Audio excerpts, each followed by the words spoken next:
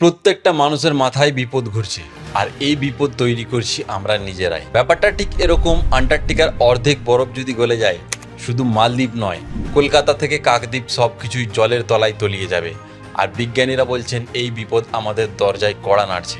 বিগত কয়েক দশক ধরে পৃথিবীর তাপমাত্রা যে হারে বাড়ছে সেটা স্বাভাবিক নয়। এই উষ্ণতার পিছনে সবচেয়ে বড় হাত আছে গ্রিন হাউস গ্যাসের। এই গ্যাসগুলো বাতাসে জমে গিয়ে পৃথিবীর অ্যাটমসফিয়ারের উপর একটা অদৃশ্য কভারের মতো কাজ করে।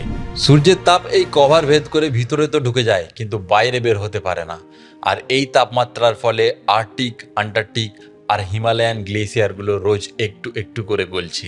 নাসা ও নোয়ার রিপোর্ট বলছে 1992 থেকে 2020 সালের মধ্যে আন্টার্কটিকার প্রায় 2720 গিগাটন বরফ হারিয়েছে। আর যদি সব বরফ গলে যায়, পুরো পৃথিবী 58 মিটার জলের তলায় হাবুডুবু খাবে। এই জল 18 তলা বাড়ির সমান হবে। ইউএন এর ক্লাইমেট রিপোর্ট বলেছে এভাবে যদি চলতে থাকে তাহলে 2050 সালের মধ্যেই 10 কোটি মানুষ গৃহহীন হতে পারে। আর এই বড় ধ্বংসের শুরু হবে ভারত, বাংলাদেশ ও মালদ্বীপের উপকূল থেকে। কিন্তু 2021 থেকে 2023 এর মধ্যে একটা অবাক করা ঘটনা ঘটছে। আন্টার্কটিকার বরফ গলার বদলে বরং বাড়তে শুরু করেছে। একেবারে বিপরীত চিত্র। নাসা গ্রেস এবং গ্রেস এফও স্যাটেলাইট ডেটা দেখিয়েছে এই 3 বছরে আন্টার্কটিকাতে প্রায় 330 গিগাটন বরফ বেড়েছে।